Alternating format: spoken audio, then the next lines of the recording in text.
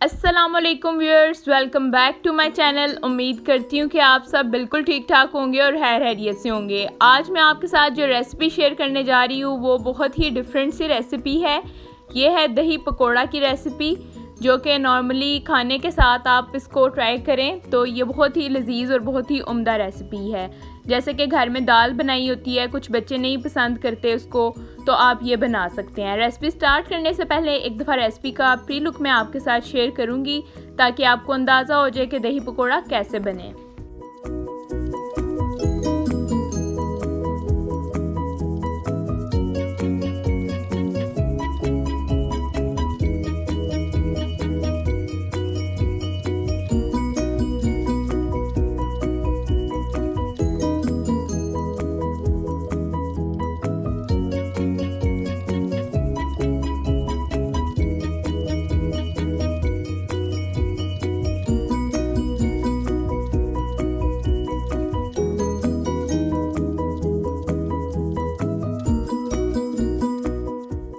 ये था जी रेसिपी का प्री लुक, जो कि ऑलरेडी आपने देख लिया। अब हम इंग्रेडिएंट्स की तरफ बढ़ते हैं कि हमें पकोड़ा बनाने के लिए कौन से इंग्रेडिएंट्स चाहिए होंगे। ठीक है, सबसे पहले मैंने ले लिया है बेसन मैंने लिया है 1 कप। क्वांटिटी आप सेम रखा करें, फिर इंशाल्लाह आपकी भी रेसिपी सेम बनेगी। उसके अलावा मैंने लिया है हाफ़ टी स्पून नमक, 1 टीस्पून कुटी हुई पिसी लाल मिर्च ले ली है, और साथ लिया है थोड़ा सा सोडा ले लिया है मैंने साथ। ठीक है, ये 3 इंग्रेडिएंट्स हैं। इसके अलावा 1 कप पानी है। पानी की क्वांटिटी बहुत ही ध्यान से आपने रखनी है, मिक्स करते वक्त बहुत ज़्यादा ध्यान रखना है। सबसे पहले हम बेसन में ऐड करेंगे ये जो इंग्रेडिएंट्स तीनों क्वांटिटी के साथ मैंने आपको ऑलरेडी बता दिया, मैं इसमें डायरेक्टली ऐड कर रही हूँ। ठीक है, मीठा सोडा सबसे पहले ऐड किया है, फिर पिसी हुई कुटी लाल मिर्च ऐड किया और नमक ऐड कर दिया है। अब पानी की क्वांटिटी मैं बहुत ध्यान से रखूँगी। थोड़ा सा पानी ऐड करने के बाद इसको अच्छे तरीके से मिक्स करेंगे, क्योंकि इसमें ज़्यादा पानी मिक्स हो जाए तो काम ख़राब हो जाता है। तो आपको ये ध्यान रखना होगा कि पानी आपने थोड़ा सा ऐड करके इसको मिक्स करना है। जैसे मैंने थोड़ा सा पानी ऐड किया, इसको मिक्स किया, फिर इसमें थोड़ा सा पानी ऐड किया, इसको चेक कर लिया। तो मुझे जब तक लगेगा कि ये ज़्यादा थिक है तो थोड़ा थोड़ा सा पानी मैं ऐड करती रहूँगी, लेकिन इसको आपने थिक ही, इस टेक्सचर को आपने थिक ही रखना होता है। ठीक है, थोड़ा सा और पानी आप ऐड करके चेक कर लें। अब बिल्कुल ठीक है। अब मैं इसको जब मिक्स करूँगी तो ये मेरा टेक्सचर बिल्कुल फ़ाइन है। इसको अच्छे से आप मिक्स कर लें, इसमें कोई भी गुठली नहीं रहनी चाहिए।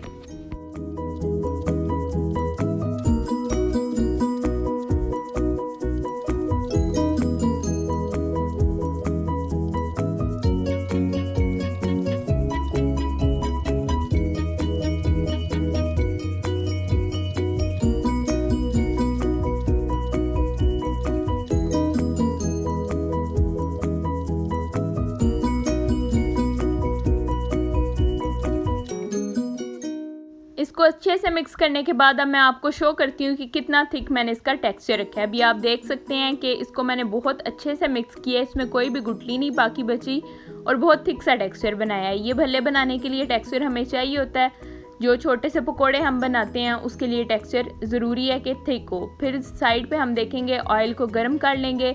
ये टेक्सचर बनाने के बाद आपने 15 से 20 मिनट के लिए इसको छोड़ देना है। ठीक है, मैंने बीच में पॉज दे लिया था, आपने इसको छोड़ देना है। 15 से 20 मिनट के बाद आपने इसको फ्राई करना है। जब ऑयल बिल्कुल तेज़ गर्म हो जाए फिर आप इसमें ऐड करते जाएं, और चम्मच की मदद से ऐड करें। इसका साइज़ छोटा होना चाहिए, बहुत ज़्यादा नहीं।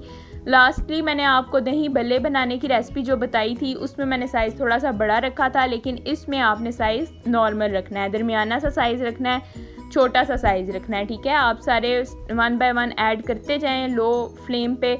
पहले आपने तेज़ गरम जब ऑयल कर लिया उसके बाद आप फ्लेम को बिल्कुल लो कर दें और फिर ऐड करते जाएं, और फिर साथ साथ इसको हिलाते रहें, इसकी साइड चेंज करते रहें। देखें जैसे स्टेप बाय स्टेप मैं ऐड कर रही हूँ इसमें।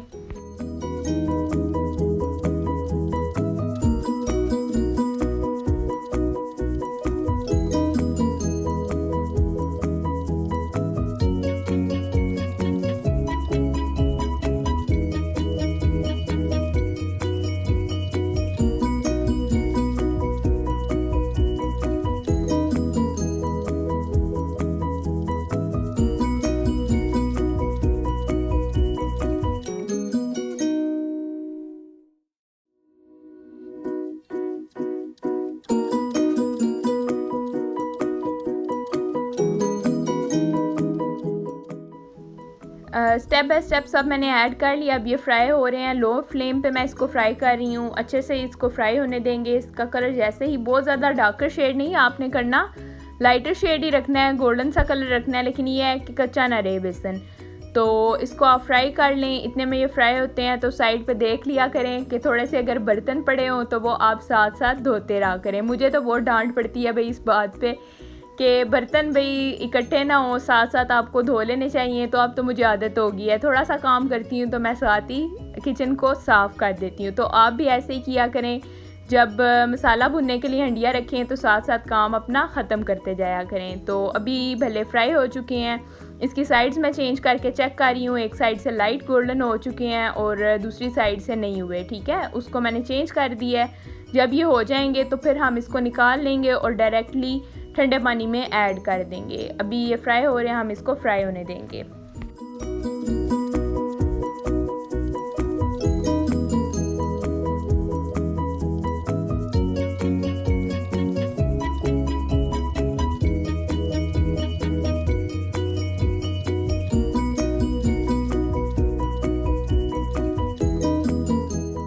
अब ये बिल्कुल फ्राई हो चुके हैं। अब मैं इसको डिश में निकाल लूँगी, इसको डिश आउट कर लूँगी और दूसरी तरफ बोल में ठंडा पानी ले लूँगी और उसमें इसको डायरेक्टली ऐड कर दूँगी। ये देखें फ्राई होके ये कलर था इनका, ठीक है। दूसरी साइड में मैंने एक बोल ले लिया है, उसमें पानी लिया है। अब मैं जो भल्ले थे वो डायरेक्टली इसमें ऐड कर दूँगी। 2 से 3 मिनट के लिए इसको पानी में रहने दूँगी, फिर हाथ की मदद से प्रेस करके इनका जो पानी है वो निकाल लूँगी और दूसरी डिश में दोबारा से इसको निकाल लूँगी। अब 2 से 3 मिनट के लिए आप इसको बीच में पड़ा रहने दें। ये बहुत ही अच्छी रेसिपी है, आप ज़रूर इसको ट्राई करें। ये देखें अभी 2 से 3 मिनट के लिए पड़े रहे हैं भले। अब दूसरी साइड में मैं आपको दही दिखा रही हूँ। ये दही घर का है, घर पे हम लोगों ने बनाया है। ये अम्मी की रेसिपी है। वैसे रेसिपीज़ तो सभी अम्मी की होती हैं, फ्रंट एंड पे हम हैं तो बैक एंड पे वो हैं। देखें उनके अलावा तो हम कुछ भी नहीं है। तो ये देखें दही कितना अच्छा जमा है, ठीक है। ऐसे आपको इंशाल्लाह रेसिपी मैं दही की भी शेयर करूँगी कि आप घर में दही कैसे लगा सकते हैं, बिल्कुल बाज़ार जैसा, बल्कि बाज़ार से भी ज़्यादा बेहतरीन दही, ठीक है। तो ये घर का दही है, हम ये वाला यूज़ करेंगे। आप वैसे मार्केट का भी यूज़ कर सकते हैं, लेकिन घर के जो दही हैं उसकी बात ही अलग है। इसकी रेसिपी भी इंशाल्लाह मैं जल्दी आपके साथ शेयर करूँगी। अब मैं आपको बताती हूँ कि वेजिटेबल्स में हमें क्या चाहिए। एक दरमियाने साइज़ का टमाटर ले लिया मैंने, एक प्याज ले लिया दरमियाने साइज़ का। इसके अलावा थोड़े से हरे धनिए के पत्ते लिए हैं, इधर पुदीने के पत्ते हैं, हरी मिर्चें थी थोड़ी सी वो चॉप करके रखी हुई हैं। ये ग्रीन चटनी की रेसिपी है। ग्रीन चटनी मैं आपके साथ ऑलरेडी शेयर कर चुकी हूँ। थोड़ा सा गरम मसाला ले लिया, ठीक है। डिस्क्रिप्शन बॉक्स में मैं आपके साथ ग्रीन चटनी का लिंक दोबारा से शेयर कर दूंगी। अब हम अपनी फ़ाइनल रेसिपी स्टार्ट करने पे आते हैं कि सब इंग्रेडिएंट्स हमारे पास अब मौजूद हैं, रेडी कर लिया है। भले में से हमने पानी निकाल लिया है, हाथों की मदद से उसको प्रेस करके और साइड पर रख लिया है। ये दही है, ये वेजिटेबल्स हैं और मसाले भी आपको ऑलरेडी बता चुकी हूँ। अब सबसे पहले एक बोल लिया है, उसमें जो दही था वो मैं ऐड करूँगी। तकरीबन दही की क्वांटिटी 1 किलो होगी आपके पास, ठीक है। 1 किलो दही की ये रेसिपी है। और बेसन की भी क्वांटिटी मैं भलों की उसके अकॉर्डिंग बता चुकी हूँ। आप लोग कोशिश किया करें कि जब भी रेसिपी ट्राई करें तो सेम क्वांटिटी लिया करें। इंशाल्लाह फिर आपका सेम ऐसा ही टेस्ट भी और ऐसी ही प्रेजेंटेशन भी होगी। इसको आप अच्छे से मिक्स कर लें। इसमें जो भी गुठली हैं वो ख़त्म हो जानी चाहिए। फोक की मदद से कर लें या ब्लेंडर अगर आपके पास है तो उसकी मदद से कर लें, जैसे भी आपको इजी लगता है। इसको अच्छे से मिक्स कर लें। जब ये अच्छे से मिक्स हो जाएगा तो फिर हम इसमें स्टेप बाय स्टेप सारे इंग्रेडिएंट्स ऐड करेंगे जो पहले ही मैं आपको नोट डाउन करा चुकी हूँ। उनकी क्वांटिटी भी ऑलरेडी आपको बता चुकी हूँ। ये देखें मैं अच्छे से मिक्स कर रही हूँ। इसमें जब आपको लगे कि कोई भी गुठली नहीं बची तो फिर आप इसमें 1 बाय 1 सारे इंग्रेडिएंट्स ऐड कर लिया करें। अभी आप देखें सबसे पहले इसमें मैंने नमक ऐड किया है, उसके बाद मैंने ऐड किया है गरम मसाला, फिर उसके बाद मैंने ऐड की है चटनी की रेसिपी इंशाल्लाह आपके साथ शेयर करूंगी। उसके अलावा जो धनिया था मैंने चंद पत्ते धनिए के अपने पास रखे हुए थे, उसको ऐड करने के बाद अच्छे से मिक्स कर रहे हैं, ठीक है। ये अच्छे से मिक्स कर लिया है। इसको मिक्स करने के बाद जो वेजिटेबल्स चॉप करके अपने पास रखे हुए थे, जिसमें प्याज था, टमाटर थे, हरी मिर्चें थी और थोड़ा सा पुदीने के पत्ते थे 1-2, वो आप ऐड कर लें। उसको अच्छे से मिक्स करें और लास्टली आपने भल्ले इसमें ऐड करने हैं। सर्विंग से तकरीबन आप कोशिश किया करें भल्लों को आप 10 से 15 मिनट पहले सर्विंग से कर दिया करें, क्योंकि क्या होता है कि जो दही है ना उसमें जब हम भल्ले ऐड करते हैं तो वो एकदम से सक कर लेते हैं दही को, तो दही एकदम से कम हो जाता है और सिर्फ भल्ले रह जाते हैं। तो आप कोशिश किया करें सर्विंग से 10 से 15 मिनट पहले आपने भल्ले ऐड करने हैं, वरना इतनी रेसिपी ही आप बना के रख लें और जब सर्व करना हो उससे 10 से 15 मिनट पहले भल्ले ऐड कर दें। अब वेजिटेबल्स मैंने ऐड किए हैं, इसको अच्छे से मिक्स कर रही हूँ।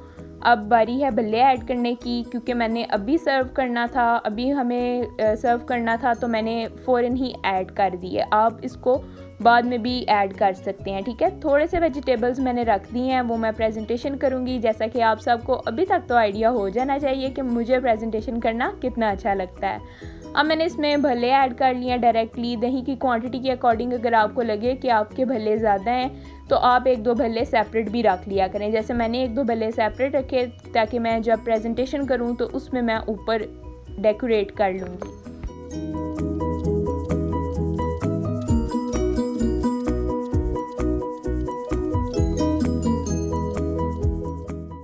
रेसिपी हमारी कंप्लीट हो चुकी है। अब मैं आपको दिखाती हूँ फाइनल प्रेजेंटेशन मैंने कैसे की। जैसे कि आपको मैंने ऑलरेडी शो कर दिया था कि मैंने थोड़े से प्याज, थोड़े से टमाटर प्रेजेंटेशन के लिए सेपरेट करके रख लिए थे, थोड़ा 1-2 भल्ले रख लिए थे सेपरेट करके कि प्रेजेंटेशन में मैं इसको ऐड करूँगी। तो ऐसे मैंने की इसकी फ़ाइनल प्रेजेंटेशन, जो कि लुक आपको भी दिखाती हूँ। बहुत ही ईजी थी। थोड़ा सा ऊपर गरम मसाला मैंने स्प्रेड कर दिया लाइट सा, एक फ्लेवर के लिए भी और ख़ूबसूरती के लिए भी, ठीक है। देखें बहुत इजी सी प्रेजेंटेशन है, लेकिन इतनी अट्रैक्टिव है कि जो भी देखेगा उसका खाने को ज़रूर दिल करेगा। तो आप कोशिश करें ये घर में रेसिपी ज़रूर ट्राई करें। जैसे घर में कुछ मनपसंद नहीं बना होता तो ये बहुत ही क्विक और इजी सी रेसिपी है। तकरीबन हाफ़ एन आवर में आप इसको ट्राई कर सकते हैं। इसको बना के टेस्टी सी है, आप ज़रूर इसको ट्राई करें। इंशाल्लाह आपको भी बहुत ज़्यादा पसंद आएगी। ये थी आज की रेसिपी, दही पकौड़ा की रेसिपी, जो कि आपके साथ मैंने शेयर की है। इसके अलावा अगर आप कोई रेसिपी चाहते हैं कि मैं आपके साथ वो रेसिपी शेयर करूं तो काइंडली आप कमेंट सेक्शन में ज़रूर मेंशन किया करें। इंशाल्लाह आपकी फरमाइशों को भी हम मद्देनज़र रखेंगे। वीडियो को देखने के साथ साथ मेरी वीडियो को लाइक भी किया करें, कमेंट भी किया करें, चैनल को सब्सक्राइब किया करें और चैनल का लिंक अपने फ्रेंड्स के साथ भी शेयर करें, उनको भी बोलें सब्सक्राइब करने का। आज के लिए इतना ही। नेक्स्ट वीडियो में आपके साथ नई रेसिपी के साथ मुलाकात होगी। तब तक के लिए अल्लाह हाफ़िज़।